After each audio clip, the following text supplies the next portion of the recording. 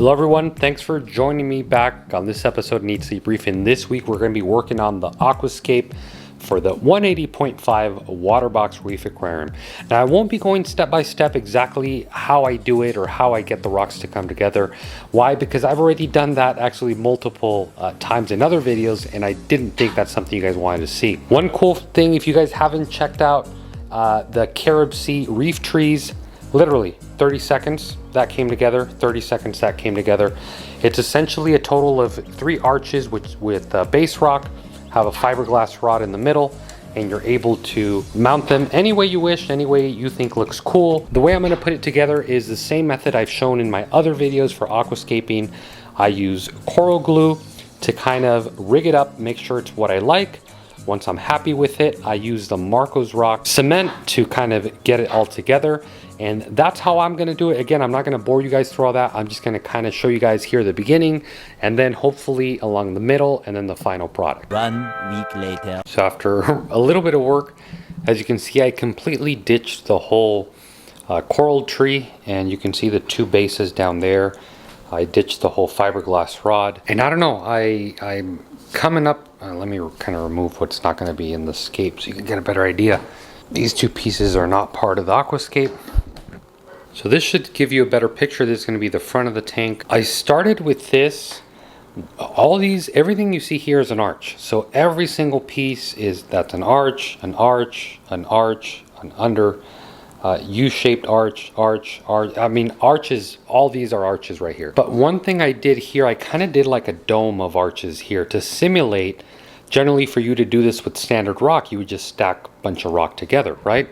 But if you look on the bottom, it's 100% swim through. See that? So very minimal contact points, but yet still gives the mounting location for, look at this, a bunch of coral without having a bunch of rock here on the bottom. So obviously tons of hiding spots. Here, I mean, this kind of became, I'm not sure what it became.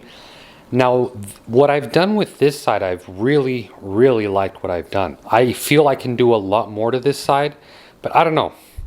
This is great for coral placement.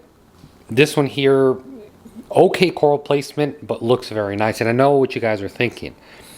And I've told you guys this as well, do your scape not to how it looks right now without coral. You have to plan ahead and see your aquascape full of coral. So certainly something like this, I mean, look at all the locations you can mount, just tons of acropora right here. This one has a bit more depth, but again, it has, you know, a lot more going on, but you lose a lot of mounting location, especially with these very steep arches here. This one's not bad, but this one, you can see you almost get no coral placement here, maybe here, maybe here, maybe here as well. But you can see it, the arch has to kind of start turning over where you really get tons of mounting locations. Now, here I experimented with a U-shaped, so I inverted the aquascape, and I really loved how much real estate I got with that. So the question is, do I replicate this on this side? Do I leave this like this? So it kind of, you know, this is kind of like a dome shaped aquascape, and here we have a little bit more flowy, more open. I don't know. You know, I got to decide what exactly I'm going to do. Certainly, I'm not going to finish this now. So almost all of this is held together just with gravity. The only glue I used is this Polyblab glue with the accelerator, and I only used it for these 2 arches here on the end. It's difficult to see, but there's glue right there, and there's glue right there, and I put the accelerator. I don't know if I like it. It's not ugly. I know if I went over someone's house and saw this, I'd be like, dude, that's a pretty sick scape. But again, being that we don't redo aquascapes every year, I got to be really happy with it. I mean, honestly, even this angle here looks really nice too. Honestly, this angle would be better here for like doing a zoa garden. You see? So, I don't know, guys. Tons of things. Actually, you know what? Now that I'm looking at it, this side actually maybe looks a little... Yeah, this side may look a little bit better. So make this the front and this the back. Actually, no, there's a lot more texture, and not texture, but a lot more stuff going on here. So a lot of stuff to consider, guys, when aquascaping. Coral placement.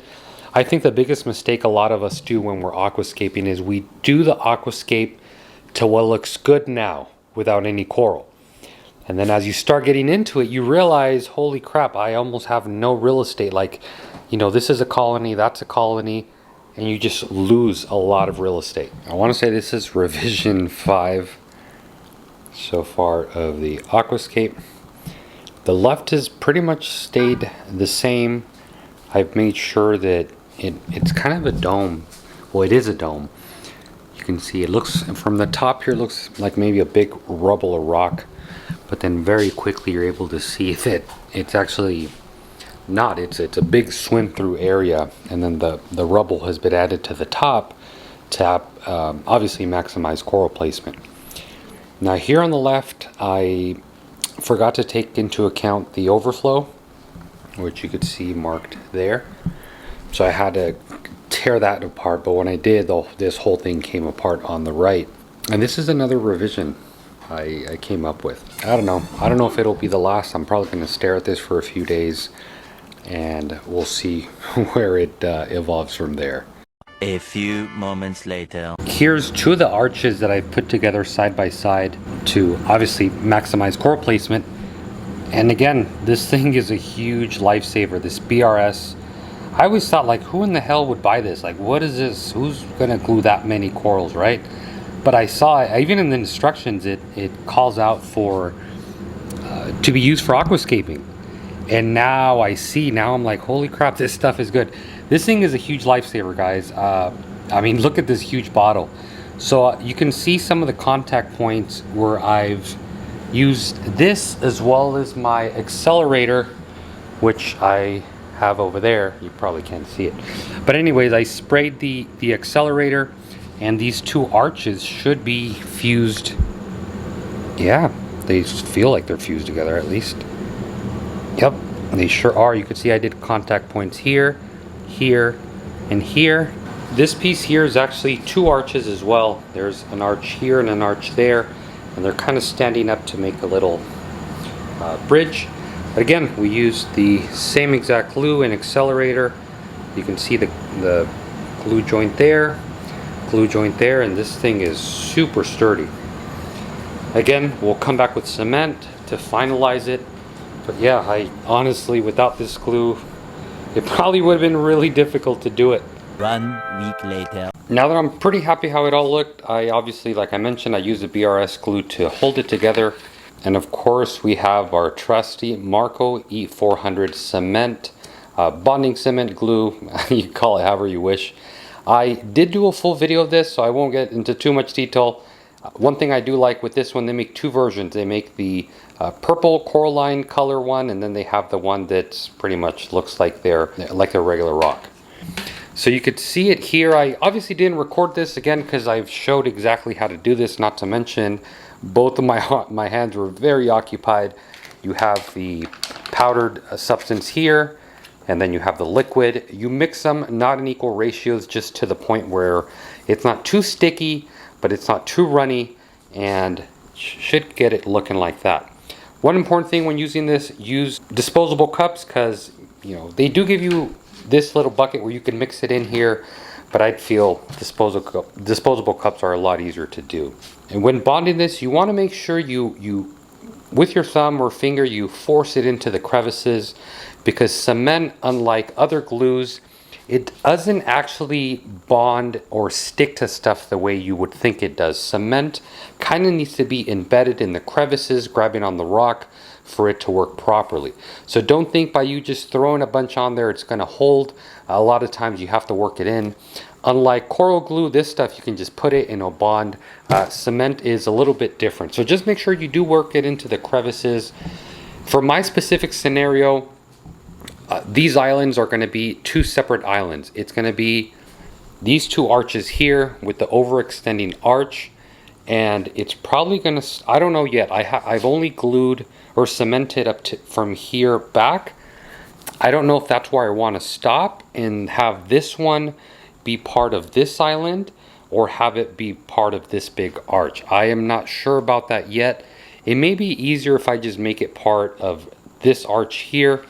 And to do that, all I would do is glue here, glue the bottom piece, and all this will be one section, and over here would be another section.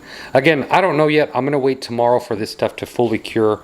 I think on the instructions, I'm not sure how long it says to allow it to cure. Within a few hours, you can already start messing with it. But generally speaking, I like to let it cure overnight. It's really hot today, so it should cure very well overnight. One cool thing also about this cement, you can actually use it under, well, you would use it outside of the water, but it can cure underwater, which is totally cool if you ever want to do something, take a rock out or put another rock together, put it underwater, and you'll have no problem curing underwater if you already have a tank that's running. This is probably what I would call revision 4 or 5. I did quite a few revisions. You saw in the previous clip, I was cementing this side. I fully cemented the left side and cemented a few of the pieces here in the center. It is a two-piece aquascape. So from here, there is one end, and then from here, there is another piece. So if ever I do need to take it apart, or for whatever reason, it shouldn't be that difficult. Another thing I had to do, which I preach to you time and time again, make your aquascape for coral placement. Don't make it for what it looks like right now without any coral. With that in mind, I could have had just one single arch coming all the way across. Obviously that wouldn't have been that much real estate. It would have been probably really dramatic, look pretty nice, but I figured why not double it, one arch, two arch side by side to maximize coral placement, have one crossing that way, and then this is just a bunch of rubble I put together to connect them. And if you look at it from a coral placement perspective, you can see there's a ton of real estate, a ton of real estate, and a ton of real estate. Two other important things in my aquascape was to have a place to put a clam, that'll be right about here, and to have another place to have a beautiful elegance, big coral right about here. And I want to give a big shout out to A to Z Corals. They're actually he's a local coral guy that propagates, sells coral. I went over his shop, he showed me this beautiful pink tip. I've been looking for something like this for, I think, ever since I started reefing, ever since I knew they existed. I've never seen one till he contacted me and said, Antonio, I think I have a beautiful showpiece for your reef tank. He is going to be babysitting this coral for me till this tank is ready. So I want to give him a big thank you for doing that. And man, I really can't wait to have that piece again. This whole section here is being reserved just for that, that elegance. I don't know if you guys have noticed, but one thing that actually I'm really happy I ended up going with the Carib Sea rock. Check this out. The holes are already pre-drilled, so you can put your really nice colonies or any coral really that you want to be removing or whatever you want to do. Leave it on the frag plug or make your own frag plug, and there's just tons of holes already drilled into the rock. One last thing before I do forget, generally I would never do this unless I already had at least some sand put down on the tank. Why? Because if any of these rocks happen to fall on the bare glass, it may not crack it, but it wouldn't be a good thing. That's why you see I did put a moving blanket down. Obviously if you have cardboard or something like that, but ideally I would for sure want to put at least a thin piece of sand, not piece, but a thin layer of sand on the bottom, so if the rock ever did fall off, it has something to hit before it does touch the glass. So guys, that's going to be it for this week's episode. I really hope you guys enjoyed it. As you see, in making an aquascape, there's so many things you really have to be thinking of. I think I really took about a week to do this aquascape. I wouldn't say it took me a week to do it, but I would take 2 days off, I would look at it, I would think about it. But I think ultimately, for coral placement and still allowing a lot of swim through and a lot of sand to be exposed, I think I made something that I'm really happy with. And at the end of the day, guys, make an aquascape that makes you happy, that maximizes the placement for the types of corals you want to keep, the type of reef you want to keep. Ultimately, that's probably going to be the best aquascape for you. So guys, if you guys do have any questions, comments, or concerns, please leave them down in the comment box below. I thank each and every one of you very much for watching. As always, happy reefing.